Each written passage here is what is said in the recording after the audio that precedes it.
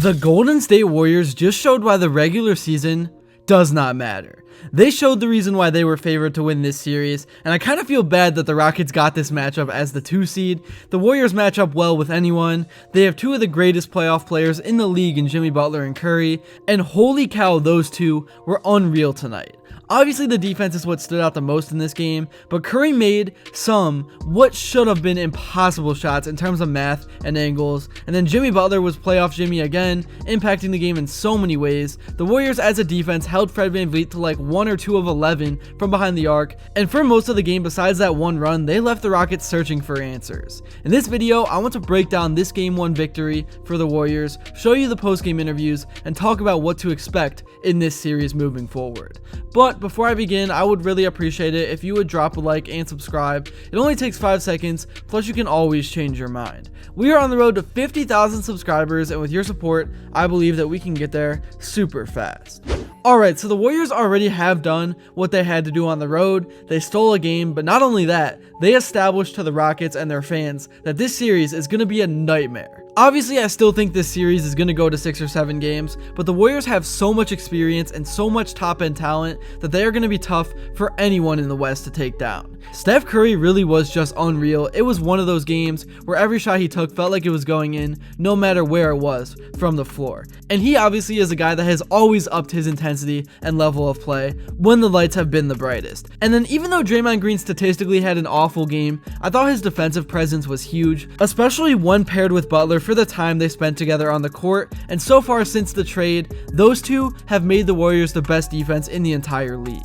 The thing about the Warriors is they just move around. Curry pretty much spent the entire 48 minutes running around screens, and it just wears down any opposing defense, and I think we really saw it tonight because the Rockets looked so gassed down the stretch offensively as the Warriors pulled away. I do want to give a shout out to Jabari Smith and Steven Adams for trying to get the Rockets back in this game. They did not get any help, they did it all themselves, but Steph Curry just threw way too many punches, and I love seeing him go back and forth with CJ Stroud on the sideline throughout the game. I thought that was fun, and really the main thing that I have been seeing with the Warriors down the stretch of the season and now in the playoffs is that the joy is back. Guys are going nuts on the bench, the vibes are immaculate, and because of the Warriors' experience, they know not to get rattled during runs, and they do understand that it is a game of back and forth, especially in the playoffs. They were up by 20, but they didn't get complacent. They knew the Rockets were going to punch back, and they did, and they were ready to respond. Let's break down some of the game film. Right here, this is a great closeout by Pods, and I mean, look at Curry. This is a point guard getting dirty and boxing out. Sorry, I should have said look at Curry, man. I didn't finish that sentence. Which creates an easy rebound for Draymond and transition opportunity for the Warriors. Pods outlets to Curry. Curry gives it up to Butler. And that's barbecue chicken on Fred VanVleet one-on-one. Easy finish. Here Curry starts with the ball up top. Payton sets the screen. May have been a bit illegal, but no one saw it. Payton gets the ball on the roll. And Tari Eason sees Draymond cutting, which captures his attention. And he steps up. And Butler is able to be sneaky and cut back door for the easy layup. This is what Curry was missing before the trade deadline, that second guy to move around that can take advantage of the attention he draws himself. Now here, this is exactly what I'm talking about with the attention that Curry draws. This was almost ridiculous. Payton gets it to Draymond, Curry is trying to free himself but can't, Adams and VanVleet both sink in with him, and I think Payton was almost confused by how open he got, and he stepped up and knocked down the open three like any player would, except sometimes you can almost be too open, so this was good focus. Now here we got to see some 1-2 action from Curry and Butler, and Curry put his high IQ on display because last game in the regular season, the Rockets defense kind of shut him down. I think he had like 3 points, and he knew all their attention was on his long-range shooting. So here, Butler turns his back to the defense and dumps it off to Steph, and the Rockets overhelped and over-exaggerated their defense, so Curry drove right into the rack, and Steven Adams did not have enough time to contest. Easy 2 points. Now for the final play, I want to show you Draymond Green needs to keep doing this throughout the rest of the playoffs if the Warriors want a real chance to get to the promised land. He needs to score 10 and needs to take easy shots. Like, I know he's a terrible offensive player, but he gets so many opportunities and defenses do not respect him. Here Draymond is able to drive right in, nobody steps in front of him, and he gets the floater to go. This was very good spacing as well by the Warriors offense. Steve Kerr definitely approved of this play. I think overall, if you told the Rockets they were going to hold the Warriors to 95 points at home in this game, they would have been happy. But I thought the Warriors were the team that started bringing the playoff level physicality to the game first, and it was the Rockets that had to match it, which they are not used to doing because usually with their size, they are the enforcers. The Rockets will grab rebounds in this series because they are the bigger team, but if the Warriors can continue this scrappy mentality and they can continue to be the enforcers on top of the experience they get from Steph and Jimmy, man, anything is possible. Now to look at the numbers from this game, Steph Curry at 36 years old played nearly 40 minutes. He had 31 points with 6 rebounds, 3 assists, 1 steal, and he was 12 of 19 from the field and 5 of 9 from behind the arc. That's about as good as it gets. Draymond Green, he played 36 minutes, had 4 points, 6 rebounds, 3 assists,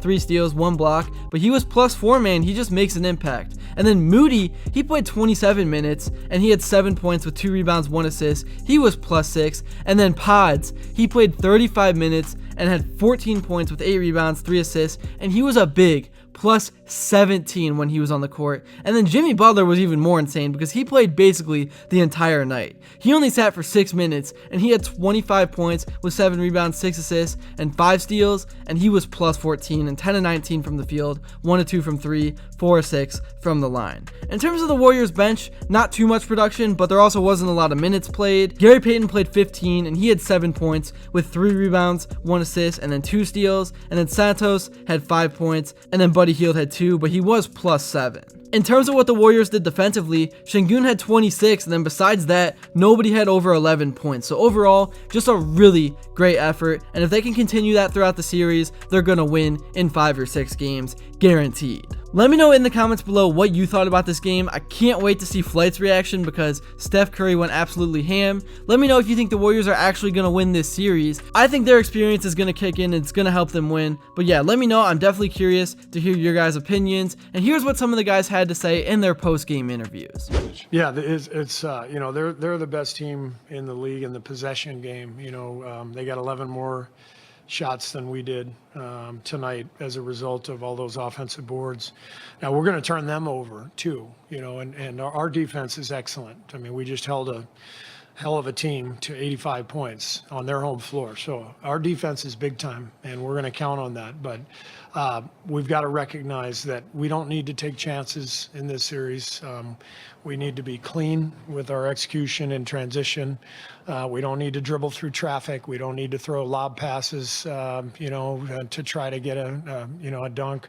We've got to be rock solid. And if we're smart and tough, then I think we're going to be in good shape. That's really all I got for this video. Thank you all so much if you made it to this point. Be sure to hit that like button and subscribe and turn on post notifications so you never miss another video, because throughout the rest of this playoffs, I'm going to try to break down almost every Warriors game if I can. And then please also let me know what you'd like to see next. And until then, I will see you all later.